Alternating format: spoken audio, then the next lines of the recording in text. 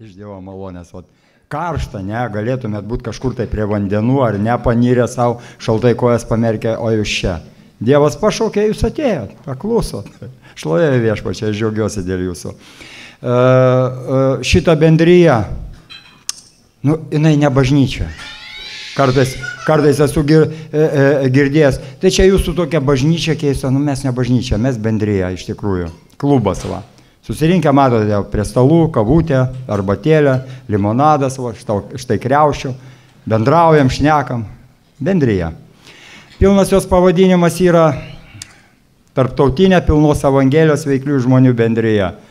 Tarptautinė, todėl, kad jinai yra, begalė pasaulio šalių, kas jas dabar suskaičiuo 120 ar 180.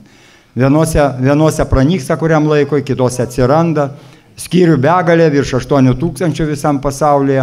Lietuvoje mes turim 10 skyrių, porą skyrių visada besikūrenčių jų yra. Tai jie gyvuoja, tai negyvuoja, tai kažkur tai trumpam susilaiko. Mes turim vilti, kad visose miesteliuose bus tie skyriai. Visose miesteliuose. Ir ant kiekvieno bus ta šventoji dvasia išlieta, jie eis iš tikrųjų, kaip per vandenį visi. Tarptautinė, tikrai tarptautinė. Pilnos Evangelijos. Atrodo, kaip tai paprasta. Kiekvieno, kurie be paklausė, ar tiki Dievą. Tikiu, sako.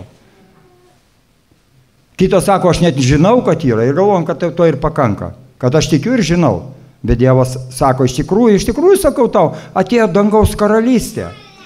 Ir jie eis ne tie, kurie šaukia Dievę, Dievę, bet tie, kurie klauso ir vykdo. O kaip mes girdim Dievą?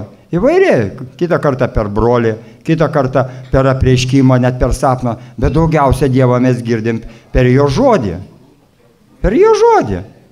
Per Bibliją. Jis per tai kalba. Jeigu mes ten jas atsivertę skaitom, tai jis mums kalba ir mes tada žinom, ką vykdė. Taip mes nežinom. Ir į ką tikim net nežinom.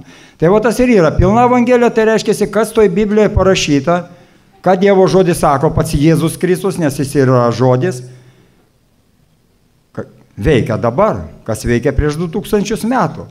Ligoniai išgydomi, numirusi prikeliami, grinai Dievo jėga, veikiant per dabar išlietą dvasią, per vyrus, per moteris iš tikrųjų.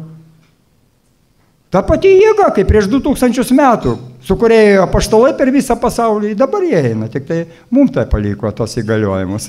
Ir mes einam. Ir patikėkit, ir jums taip nutik, žinokit, nes tai iš tikrųjų, jinai visiems įsiliejama, kas jos trokšta. Pilnos Evangelijos, tai viskas, kas ten parašyta, mes skaitom absoliuti tiesa, nes taip pats Jėzus tai pasakė. Valgykit mane. Aš esu gyvoji duona. Štai tas maistas ir yra, ta knygelė suvalga, jinai įsirašo širdies plokštės, ne taip kaip Mozėje akmens plokštės, iš širdies plokštės, taip parašyta. Veiklių žmonių bendryja, veikliųjų. Aš pirmą kartą tai, kai išgirdau, man tokia labai keistai veikli, seno pasaulio dar, labai jau čia veiklus galvoju, nieko man nesakė.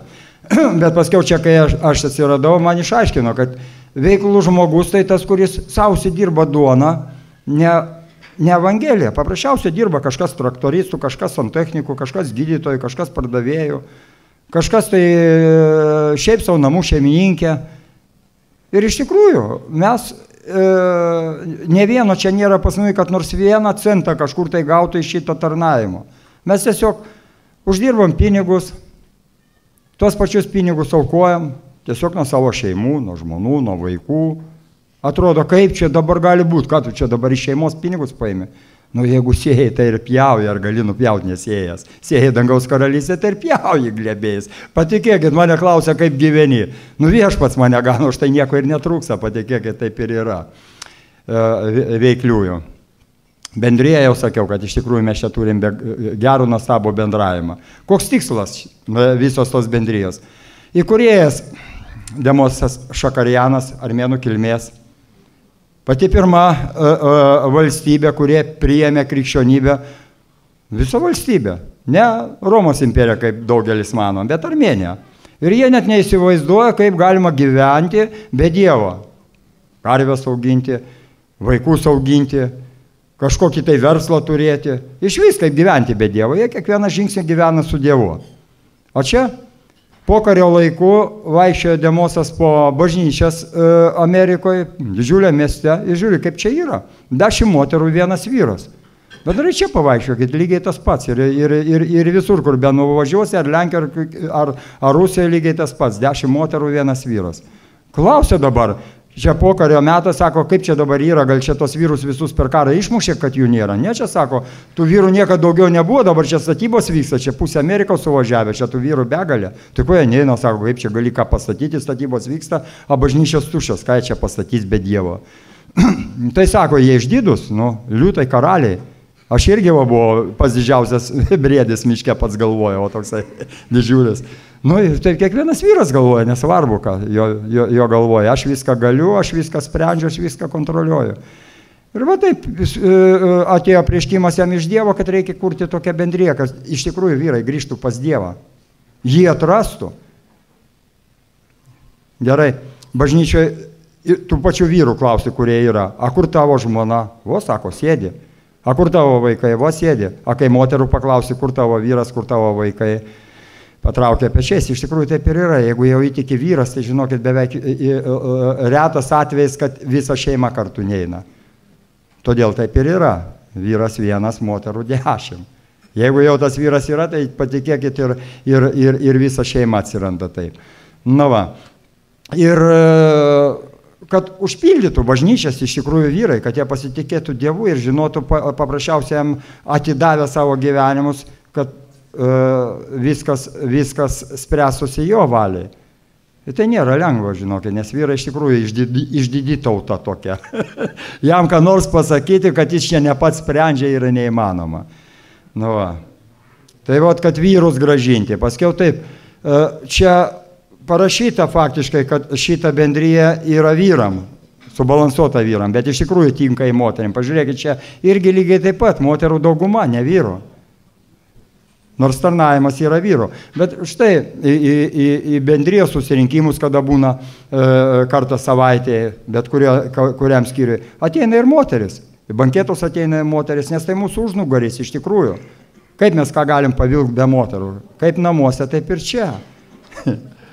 Suprantat? Jūs čia irgi daugiausia prisidedat prie to, kad mes galim kažkur tai judėti. Nes jeigu namuose piktumai, neleidimai, visi kiti dalykai, tai ar gali nešti Dievo žinią, būdamas viduje erzelyje, ar ne taip? Na va, susirinkom čia, kad iš tikrųjų po šitos bendrijos vėliava, kad atras Dievą, kas neatradęs, kas turi, kad sustiprėtų. O tik tiek. O. Vis man primena, o aš vis sakau, iškelsiu ir pasakysiu, o čia yra tokia intriga.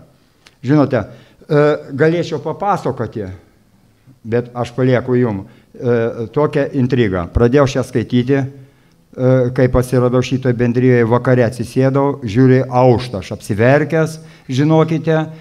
Man viskas, pradėjau skaityti, galvoju, kokie žvaigždžių karai kažkokie, ir nerealūs dalykai. Ar gali čia tai būti dabar iš tikrųjų? Čia bažnyčia, čia tikintis ir visi šitie dalykai. Skaičiau, man negirdėti absoliutus dalykai. Aš pasijaučiau kaip vaikas. Žinot, kaip būna, kada mama šviesą užgesina, stovykloje bet kur užgesina, tu kaldrą ant galvos prožektorių skaitai. Tai vat lygiai taip pat, žinokit, bombos galės pradinėti, aš būčiau nenustojęs. Tai čia iš tikrųjų taip, paskaitykite, pamatysite iš tikrųjų, kur viso šito šaknis, kur visos ta šaknis. Ir iš kur ta jėga, kad vat, ir pas mumi taip pat ligoniai pagydomi, ir kojos atauga, ir vėžiai pabėga dar ir kaip. ir visos kitos negalios. Va taip.